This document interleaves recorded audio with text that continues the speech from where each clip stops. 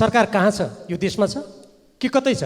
होइन, सरकारले कहिलेदेखि कान सुन्नलाई चाहिँ त्यो सर्वशक्ति गुमायो भन्ने प्रश्न उठ्छ कि उठ्दैन? निर्वाचनको मिति घोषणा गर्न किन ढिलाइ गरिरहेको छ? गठबन्धनको गाँठागुठी नमिलेर हो कि आशीर्वाद लिन गएको ठाउँबाट आशीर्वाद नपाएर हो कि? नेपाली नागरिकता ऐन संशोधन विधेयक पारित भएपछि जनताको धेरै विरोध भएको छ। नेपालीसँग विवाह गरेका विदेशी महिलालाई तत्काल नेपाली नागरिकता प्रदान गर्ने, बाबुको पहिचान नभएकालाई वंशजको नेपाली नागरिकता दिने, जन्मको आधारमा नेपाली नागरिकता विदेशीले समेत पाएको छानबिन नगरी उनका सन्तानलाई वंशजको नेपाली नागरिकता दिने देशको हितमा नभएको हुँदा यसले देशव्यापी रूपमै ठुलो विरोध उठ्ने सम्भावना छ। यसकारण राष्ट्रिय सभाले यो विधेयक को देश हित विपरीतका प्रावधानहरू खारेज नभए जनताको ठुलो विरोध हुने भएकोले अहिले नै प्रतिनिधि सभाले सरकारलाई सो विधेयक पुनर्छलफलको लागि यो प्रतिनिधि सभामा पेश गराउन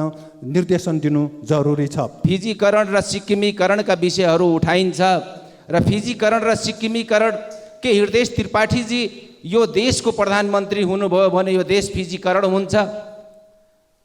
के उपेन्द्र यादवजी यो देशको प्रधानमन्त्री हुनुभयो यो देश फिजी हुन्छ? त्यसैले यी सबै विषयहरूलाई पनि हामीले गम्भीरताका साथ हेर्नुपर्छ। हामी यही राष्ट्रको नागरिक हौँ, हामी यही देशका सीमाको रक्षा गरेर बसेका नागरिक हौँ। त्यसैले सम्बन्धित राजनीतिक दलहरूले यस किसिमका भद्दा टिप्पणी गर्न बन्द गर्नुपर्छ। आज यो गठबन्धन सरकार खालि कसरी कुर्सी बचाउँ, कसरी आफ्नो गठबन्धन जोगाउँ त्यसमा मात्रै सीमित देखिएको छ। आज सीमाको रक्षा गर्नु कहाँको कहाँ हो, जति अतिक्रमण गरे गरोस्, हामीलाई मतलब छैन, तर हाम्रो गठबन्धन जोगियोस्, यति मात्रै मैले सोचेको देखेको छु। र अर्को कुरा मैले भन्नै पर्छ सभामुख महोदय, धेरै संसदमा उठ्यो, नेता संसदहरूले भाइरल हुनलाई मात्रै कुरा उठाउँछन् रे। यदि साँच्चीकै तपाईँहरू आफ्नो छातीमा हात राखेर कसम खानुस् राष्ट्रप्रति प्रेम छ, सद्भाव छ भने राष्ट्रको विरुद्ध कदम चाल्नेहरूको विरुद्धमा आवाज उठाउनुस्। तपाईँहरूलाई भाइरल हुनबाट कसैले रोक्न सक्दैन। अमेरिकी राज्य साझेदारी कार्यक्रम स्टेट पार्टनरसिप प्रोग्राम एसपिपी को सम्बन्धमा सरकारको निर्णयको कार्यान्वयनको अवस्था र पत्र पठाएको अवस्थाको सम्बन्धमा के छ भनेर यो सम्मानित सदनलाई जानकारी गराउनको लागि सम्माननीय सभामुख महोदयले निर्देशन दिनुभएको आज 5 दिन बित्यो। सरकार कहाँ छ? यो देशमा छ कि कतै छ?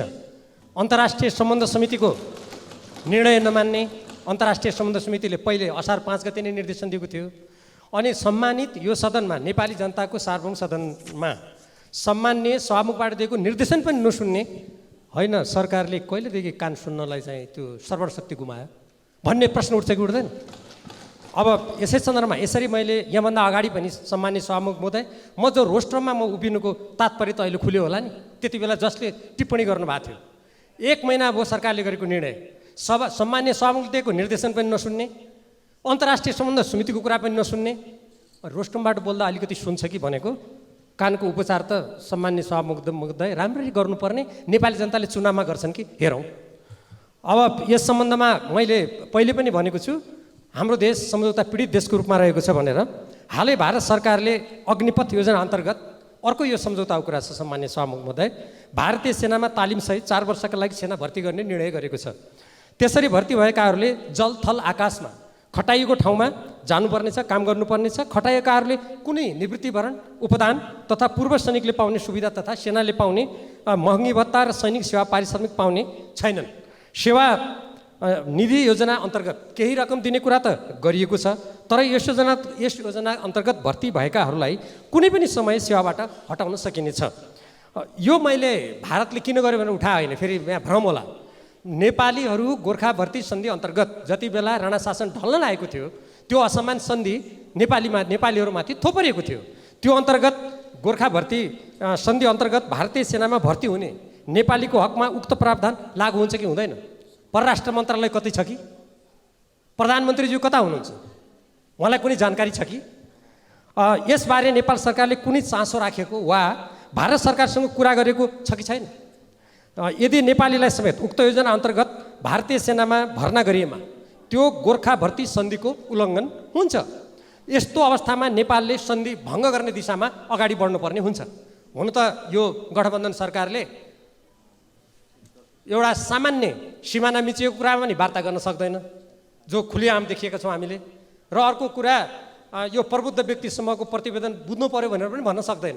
त्यस्तो स्थितिमा यो सम्झौतामा अन्तर्गत यदि नेपाललाई पनि त्यही अग्निपथ अन्तर्गत भर्ना गर्ने 4 वर्षमा उनीहरूलाई अवकाश दिने हो भने त्यो सन्धिको बारेमा नेपाल सरकारले यहाँ जवाब दिनुपर्छ।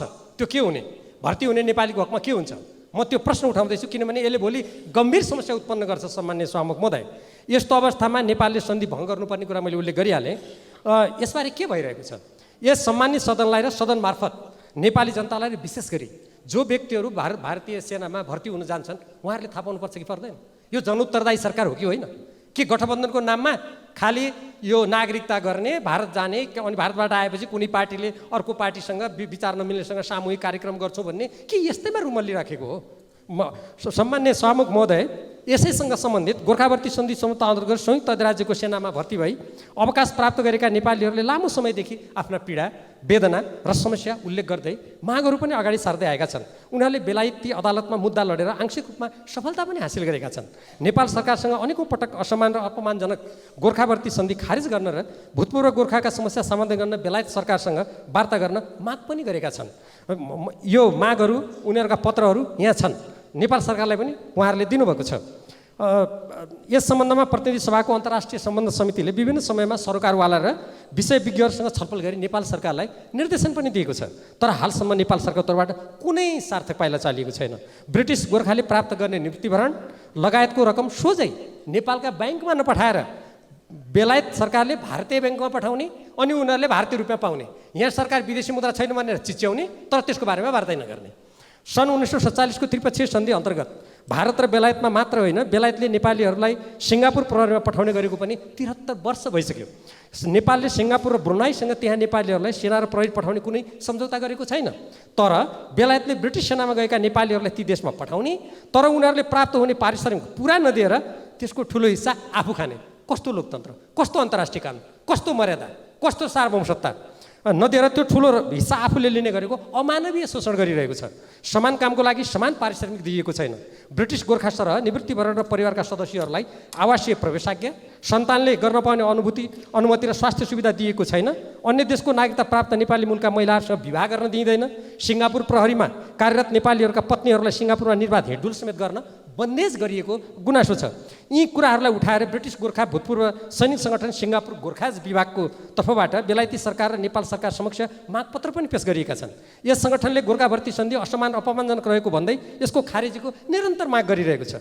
नेपाली नागरिकहरूको यस्तो माग र समस्यालाई गम्भीर रूपमा लिई देश र नागरिकको हित रक्षातर्फ पाइला चाल्नु सरकारको कर्तव्य हो कि होइन? यो विषय केवल भूतपूर्व गोर्खाको मात्र नभई नेपालको स्वाधीनता, स्वाभिमान र हितसँग गाँसिएको विषय हो। अतः यसतर्फ नेपाल सरकारले तत्काल ध्यान दिई सरकारवालाहरूसँग छलफल गरी समस्या समाधान गरोस् भन्ने जोरदार माग गर्दछु। यस विषयमा नेपाल सरकारको तर्फबाट भए गरेका काम कारबाहीबारे यस सम्मानित सदनलाई र यस सदन मार्फत नेपाली जनतालाई जानकारी गराउन नेपाल सरकारलाई विशेष निर्देशनको लागि सम्माननीय सभामुख समक्ष हार्दिक अनुरोध गर्दछु। धन्यवाद। माननीय श्री प्रेम सुवाल, समय 3 मिनट। सभामुख महोदय, आज भर्खरै 12 बजे काठमाडौँबाट भक्तपुरतर्फ गइरहेको सार्वजनिक यातायात मिनी बस सल्लाहगारी चोङ्गापा भन्ने ठाउँमा पुग्दा त्यो चोङ्गापाको रुख ढलेर मिनी बसमा बज्रिँदा मिनी बसमा बसेका यात्रु 14 जना घाइते, 2 जनाको निधन भएको र सँगैको स्कुटरमा आएका 1 जना व्यक्तिको पनि मृत्यु। यसरी 14 जना घाइते र 3 जनाको निधन भएको खबर हामीले पाएका छौँ।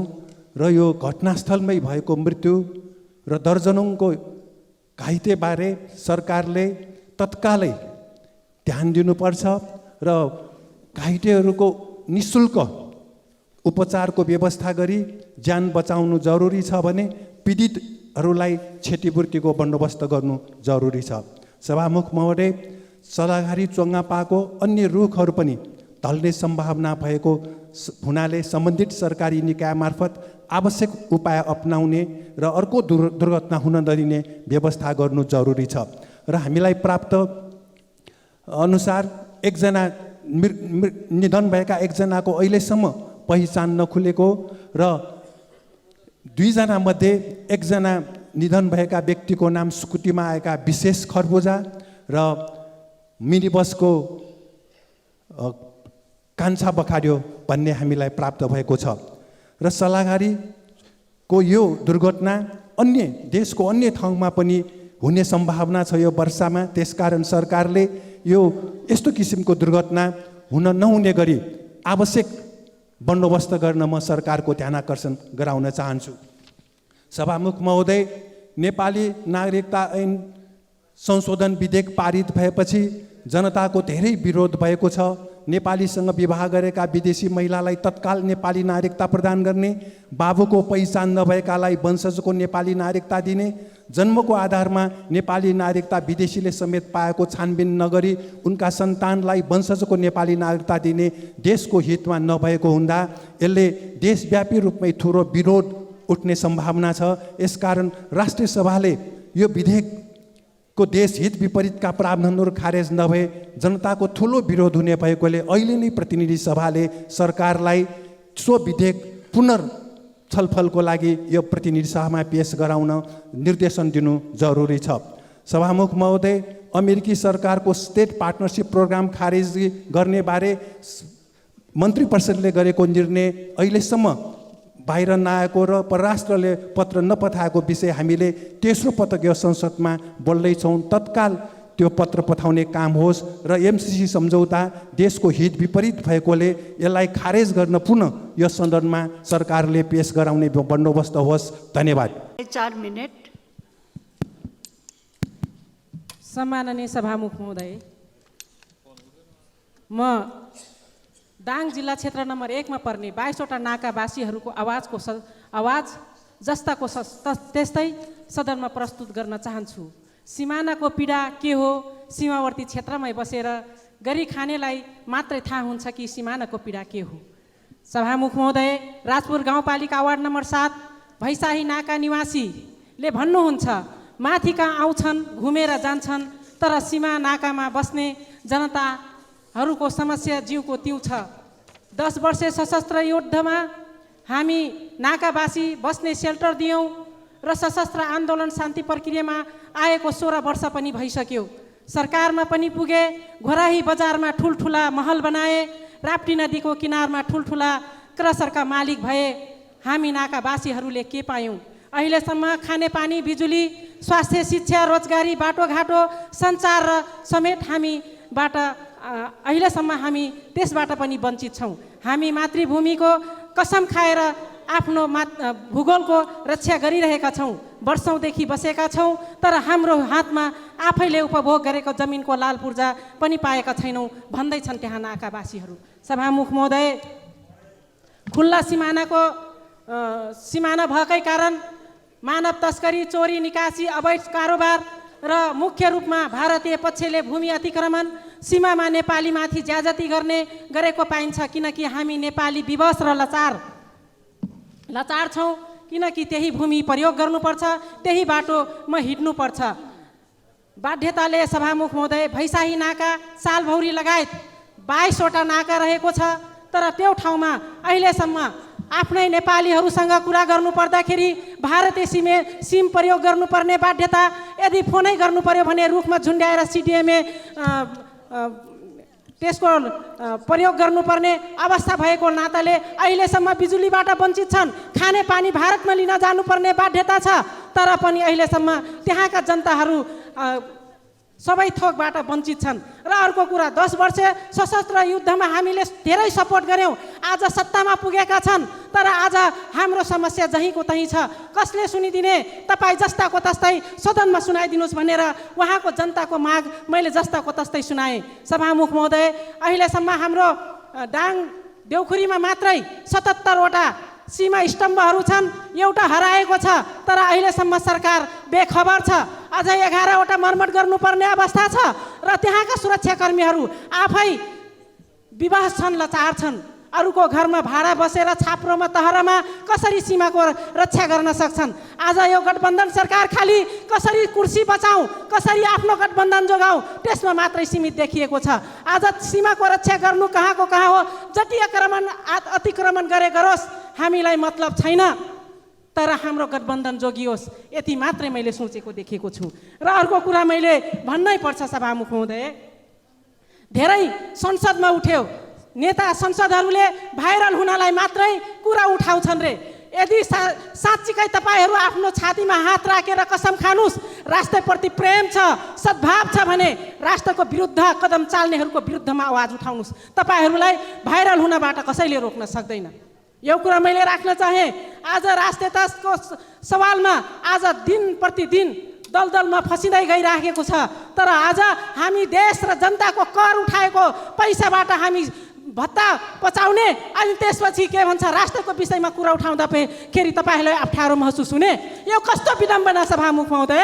यदि साँच्चीकै तपाईँ नेपाली हो, नेपालको संसद हो भने नेपालको राष्ट्रिय हितको लागि बोल्नुहोस्, अनि मात्र त्यसपछि अरू संसदले बोलेको विरोध गर्नुहोस् भन्न चाहन्छु। धन्यवाद।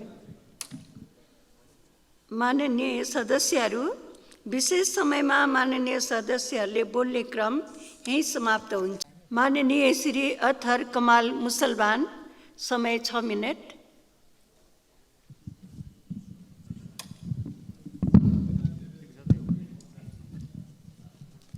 सम्माननीय सभामुख महोदय, लोकतन्त्रको सबैभन्दा राम्रो पक्ष भनेको सदनभित्र नै जुनसुकै विषयहरूका छलफलहरू हुन्छ र छलफल पश्चात एउटा निर्णय सर्वसम्मत अथवा बहुमत या अल्पमतका आधारमा गरिन्छ। र केही विषयहरू यस्तो हुन्छन्,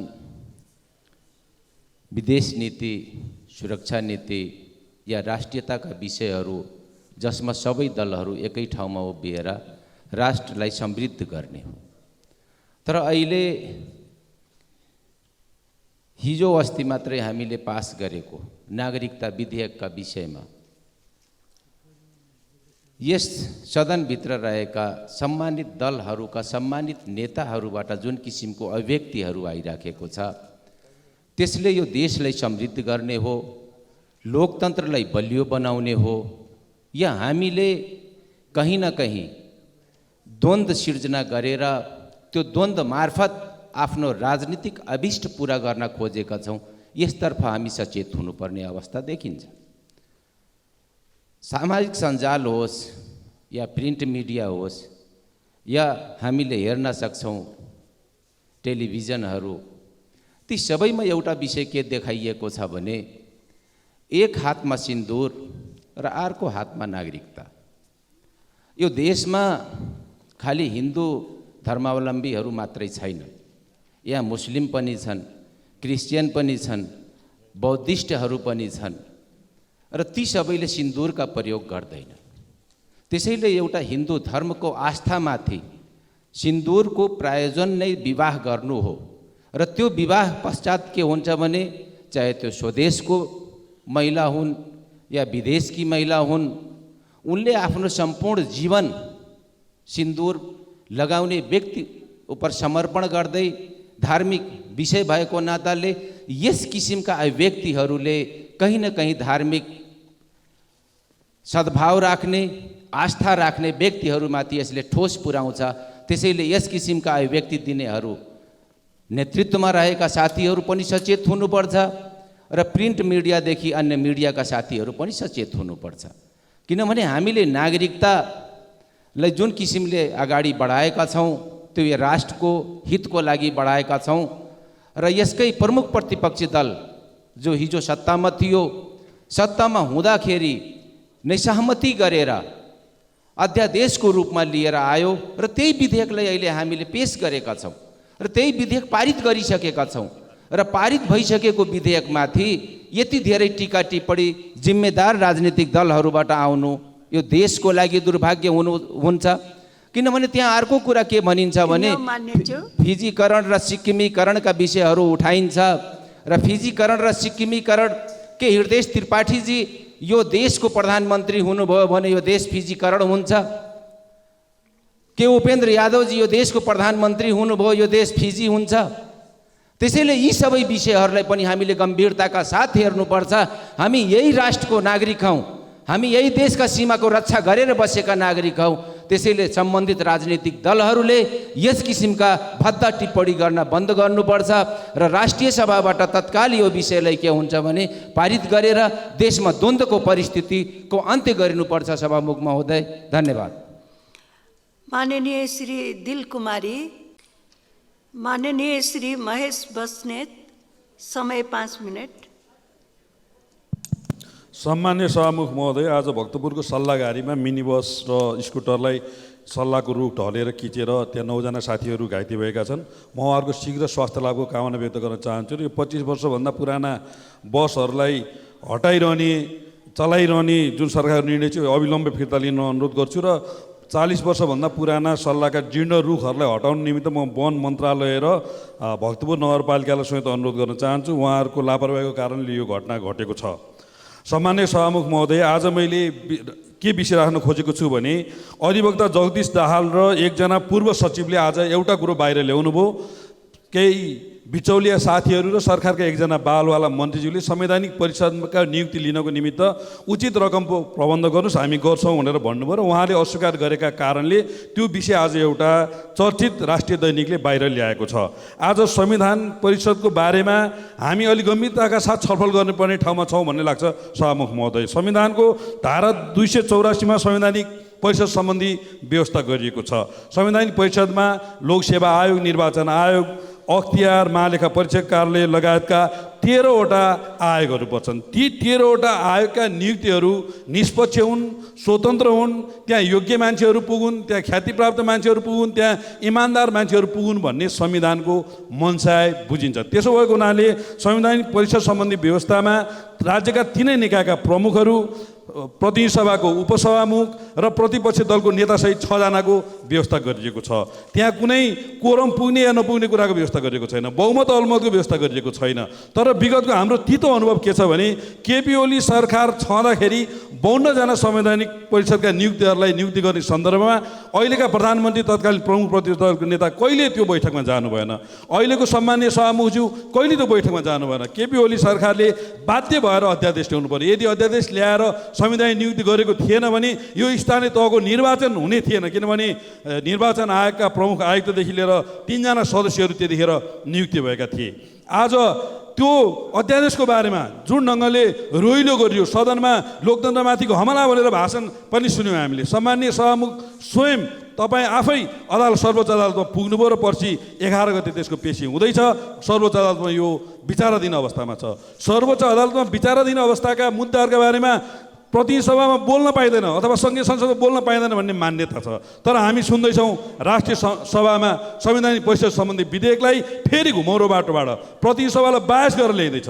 सभामुखज्यू सङ्घीय संसदको नेता भएको हुनाले म सम्मान्य सभामुखज्यूलाई सोध्न चाहन्छु, तपाईँले अदालतमा हालेको मुद्दा ठिक हो कि राष्ट्रिय सभाबाट आइरहेको विधेयक सरकारले ल्याइरहेको कुरा ठिक हो? यो गम्भीर संवैधानिक प्रश्न हो, यो गम्भीर न्यायिक प्रश्न हो। यसलाई ख्यालठट्टा गर्ने ढङ्गले नबुझ्दिनको लागि म अनुरोध गर्न चाहन्छु। हामीले हालै उपसभामुखज्यूलाई निर्वाचित गऱ्यौँ। उपसभामुखज्यूलाई खुल्ला मनले हामीले बधाई दिन सकेनौँ। उपसभामुखज्यू 5 महिना पछाडि नियुक्ति भएको कुरा संवैधानिक परिषदमा चलखेल गरेर बहुमत पुर्याउने सरकारको गलत मनसाका साथ उहाँको निर्वाचित हुनुभयो भन्ने कुरा आज व्यापक बहस भइरहेको छ। त्यसो भएको हुनाले हामीले उहाँलाई जुन ढङ्गले बधाई दिनुपर्ने हो त्यो ढङ्गले बधाई पनि दिन सकिरहेका छैनौँ। सम्मान्य सभामुख महोदय, म स्मरण गराउन चाहन्छु तत्कालीन प्रधानमन्त्री केपी शर्मा ओलीज्यूलाई निरङ्कुश भनियो, संविधान मित्र खोजियो भनियो। किन भन्दा उहाँले सदन विघटन गर्नुभयो भन्ने एउटा आरोप लगायो। उहाँले दल विभाजनसित सम्बन्धित ऐनलाई अध्यादेश ल्याउनु भयो भन्ने आरोप लगायो। उहाँले संवैधानिक परिषद सम्बन्धी अध्यादेश ल्याउनु भयो भन्ने आरोप लगायो। त्यसै गरी राष्ट्रिय अनुसन्धान केन्द्र र राष्ट्र अनुसन्धान केन्द्रलाई प्रधानमन्त्रीको मातहतमा लैजानु भयो भन्ने आरोप लगायो। सत्ता पक्षका कतिपय मान्यज्यूहरूले भन्नुभयो अब सरकार कस्तो चल्छ भन्ने कुरा हामी देखाउँछौँ भनेर उहाँले हिम्मतका साथ भन्नुभयो। आज हामीले सरकार हेरिरहेका छौँ। आज एमसिसी सम्झौतालाई व्याख्यात्मक टिप्पणी गरेर पास गर्दै, आज एसपिपी सम्झौता पास गरेर मुलुकलाई कुनै महाशक्ति राष्ट्रको सैन्य रणनीति बनाउने उद्देश्यका साथ निर्णय गरेर क्याबिनेटले निर्णय गरेको पत्रसहित प्रचार नगर्ने मनसाय देखिन्छ। आज महँगी बढेको छ, पेट्रोल पदार्थको मूल्य बढेको छ, आयल निगमलाई निजीकरण गर्ने उद्देश्य राखिएको छ। बजेटका सेटिङहरू हामीले देखिरहेका छौँ। सीसीटीभी लुकाइएको छ, दर रेटहरू गडबड गरिएको छ। आज एम्बोस नम्बर राख्ने सन्दर्भमा गडबड गरिएको छ। मल अभाव, पुस्तक अभाव लगायतका धेरै कुराहरू छन्। यो सबै कुरा हुँदाहुँदै पनि सरकार टिक्ने अवस्था छैन। त्यसो हुँदाखेरि अब सरकार अल्पमतमा पर्ने स्थिति बन्यो भने संसद विघटन गर्नुपर्छ भन्ने तहसम्म कङ्ग्रेसको नेतृत्वको गठबन्धन बसिरहेको छ। त्यसो भएको हुनाले हिजो केपी ओलीले लगाएका आरोपहरू आकाशतिर फर्केर थुक्दा आफ्नै मुखमा आउँछ भन्ने ढङ्गले देखिएको छ। हिजो दल विभाजन सम्बन्धी अध्यादेश ल्याइरहँदा दलहरूको विभाजन हुने सन्दर्भमा प्रतिनिधि के अरे सांसदहरू अथवा केन्द्रीय कमिटीमध्ये 40% हुनुपर्नेमा त्यो उहाँलाई कायम गरेर 2 केन्द्रीय सदस्य अथवा सांसद मध्ये 1 थरी मात्रै 40% भए हुन्छ भन्ने ल्याइयो। तर त्यसलाई चुनौती दिएर जम्मा 20% सांसदहरू 20 अथवा केन्द्रीय सदस्य 20% हुन्छ भन्ने उद्देश्यले एमाले विभाजन गर्ने स्वार्थका साथ अध्यादेश ल्याइयो र त्यो अध्यादेश आज एमाले विभाजनको स्वार्थ सिद्धि भएपछि फिर्ता गरियो र एमाले कारबाही गरेका 23 जना सांसदहरूलाई एमालेबाट निष्कासन गरेको कुरा सम्मानित सभामुख महोदयका कारणले रोकिएको अवस्था छ। त्यसै गरी उहाँले राष्ट्र अनुसन्धान र राष्ट्रिय अनुसन्धानलाई फिर्ता गराउनु होला भन्ने हाम्रो चाहना थियो, त्यो देखिएन। संवैधानिक परिषदसित सम्बन्धित अध्यादेशलाई उहाँले जुन ढङ्गले विरोध गर्नुभयो आज तिनै प्रावधानहरू राखेर राष्ट्रिय सभामा त्यो विधेयक ल्याइएको छ। त्यही भएर नैतिक रूपमा हिजो हामीमाथि लगाएका आरोपहरू सबै खण्डित भएका छन्। आज यो कुरा मैले मात्र होइन, काङ्ग्रेसका युवा नेताहरू महामन्त्रीहरूले समेत यो कुरा सशक्त ढङ्गले उठाइरहनु भएको छ। संविधानविद र पूर्व सभामुख दमननाथ ढुङ्गानाजीले समेत यो कुरालाई बडो व्यवस्थित ढङ्गले उठाइरहनु भएको छ। त्यसो भएको हुनाले सत्ता सञ्चालन गर्नको निमित्त तयार भएका साथीहरू राष्ट्रियता जोगाउँ, देशभक्तिको भावनालाई जगाउँ, मुलुकलाई भ्रष्टाचार मुक्त गरौँ, मुलुकलाई सुशासन दिउँ, जनताको सेवामा समर्पित भएर लागौँ। एक अर्कालाई आरोप लगाउने नाउँमा हिजो जे कुराहरू आरोपहरूले लगायौँ आज तिनै कुराहरू बेहोरेर तिनै थोत्रा लुगाहरू आफूले लगाएर त्यो आरोपको खण्डन गर्न सकिँदैन। हिजो सरकार कसरी चलाउँछौ भन्ने नेताहरूले अब त्यो कुरालाई ध्यान दिनुपर्ने छ र म जतिसक्दो चाँडो संसदीय निर्वाचनको घोषणा गरेर नयाँ म्यान्डेट लिने कुरामा यो सरकार जाओस् भन्ने कुरा पनि अनुरोध गर्न चाहन्छु।